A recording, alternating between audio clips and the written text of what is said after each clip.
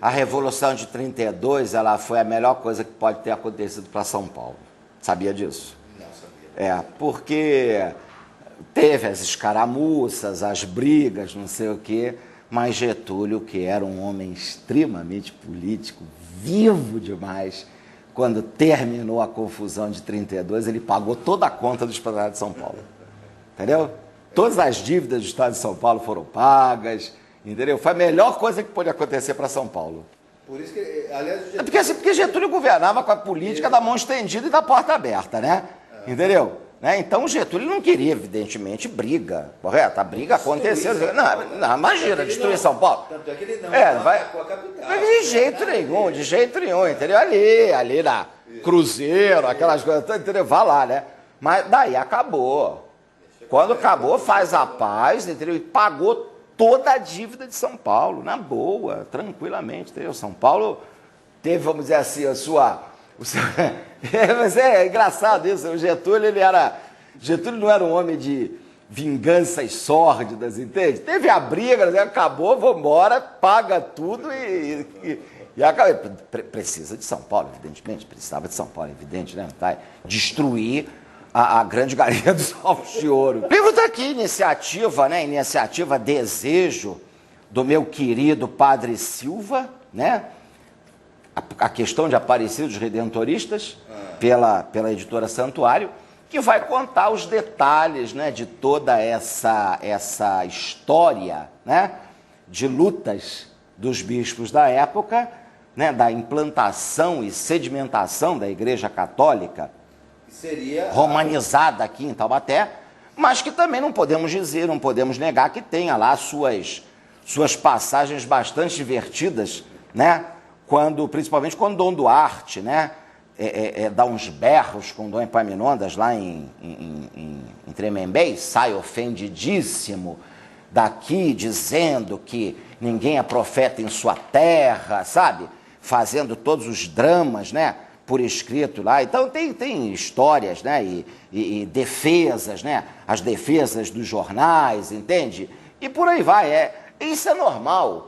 É muito importante a gente entender o seguinte, que naquele momento, né, 1908, né, a Igreja Católica era praticamente, os atos da Igreja Católica, os atos, os fatos, era uma coisa muito importante para o dia a dia da população. Vivia-se isso no dia a dia, era o talk of the town, era a história. Então, um caso como esse, entendeu? De se tirar a igreja de Aparecida de Taubaté, pois isso aí incendiava paixões, e outra coisa bastante interessante aqui em Taubaté, Taubaté tem uma história maravilhosa, é pena que o taubatiano não a conheça. A imprensa taubatiana, né, do Antônio Melo Júnior, um livro, na imprensa taubatiana, o Antônio Melo Júnior, ele fez uma obra de consulta que é uma referência para qualquer historiador taubatiano. Antônio Melo Júnior. Olha, esse homem prestou um serviço a Taubaté fantástico, entendeu? Inestimável. Porque é uma obra de referência. Qualquer historiador tem a obra ou a procura. Historiadores chamam de Melinho. Cadê o livro do Melinho? Não sei, então passou a ser conhecido como Melinho. Mas o negócio é o seguinte, a quantidade de jornais que tinha Taubaté, sabe? A quantidade de jornaizinhos, semanários, publicar, entendeu? Então, sei lá, 3, 4 grupos, pegava lá uma pequena impressora, tocava jornal. Então, era uma confusão, sabe? Era interessantíssima a quantidade de jornais que cada um, evidentemente, defendendo paixões, grupos, pessoas, né? Essa efervescência. Não, o jornal daquela época era algo assim. Olha, eu quero ver, porque eu não quero. Deixa eu ver aqui. Tem, por exemplo, Cidadão.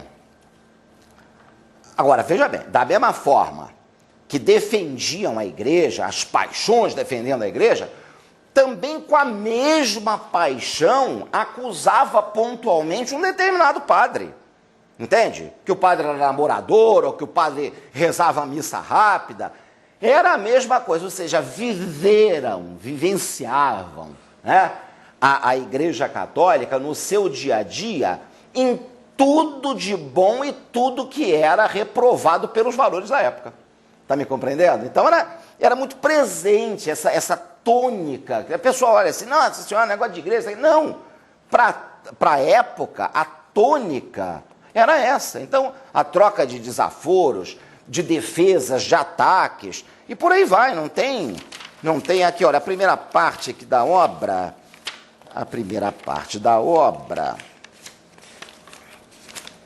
que eu intitulo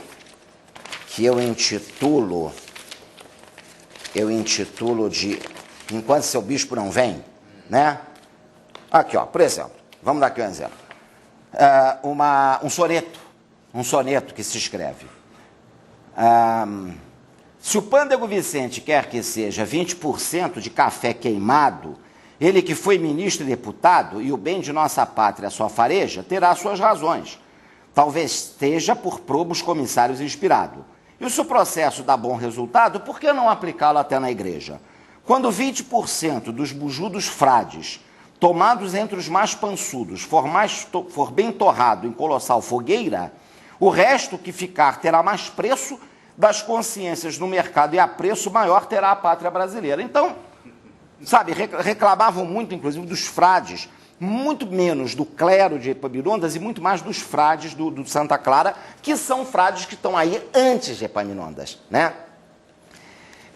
Aí vem outro, eu morro de rir, que era namorador, né? Um padre aí, um frade aí que era namorador, né? E aqui, ó, por exemplo, um jornal, né? A Verdade, entende? Que era católico, é atacado pelo Jornal Norte no dia do seu aniversário.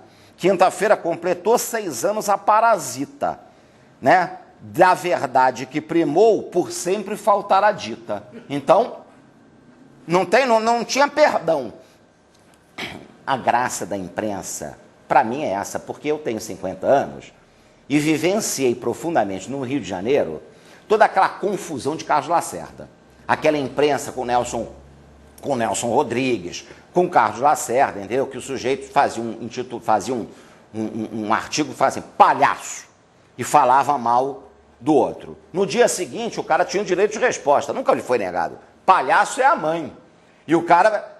Hoje não, hoje a imprensa parece que é assim, muito bem comportada, né? Que quando... Né, a gente quer a opinião do repórter, né? Então, e aqui tá cheio. Sim. Aqui tá cheio, aqui não tem acordo. Aqui a imprensa é sempre partidária. E outra coisa muito importante, né? É o que eu digo sempre, o primeiro livro do Epaminondas, ele foi escrito pelo Ascânio Brandão, né? Que é um livro típico da sua configuração histórica da época, um livro apologético, né? Então, Ascânio Brandão vê o Dom Epaminondas como santo. Eu não tenho esse direito. Eu sou historiador, eu sou doutor em história. Eu tenho que ver Epaminondas como o homem. E como homem, eu posso dizer para você que ele era um santo. Entendeu? Porque sabe o que acontece? Esse homem se dedicou a formar o patrimônio de a diocese, ele cumpriu sua missão como bispo, entende? Ele cumpriu sua missão como bispo. Deixa eu ver se está aqui. É difícil, eu estou aqui no hospital já há alguns anos e aí a gente já perde um pouco a... Está aqui. Localizado na sacristia da Igreja Matriz, o grande retrato de Dom Epaminondas demonstra autoridade, ao contrário do semblante paternal de tantos bispos. Muito mais que a coragem moral demonstrada em suas atribulações com Dom Duarte, o legado do primeiro bispo da diocese de Taubaté muito excede a saga da construção do Santuário de Santa Teresinha, que ele também vai fazer o Santuário de Santa Teresinha.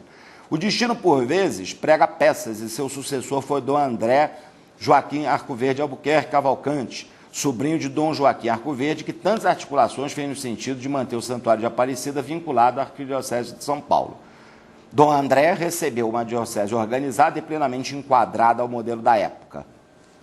Entende? Então, a obra de Epaminondas é imorredoura, correto?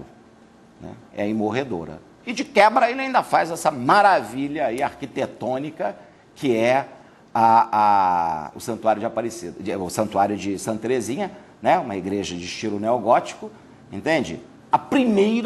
O primeiro santuário de Santa Teresinha no mundo, antes do santuário francês.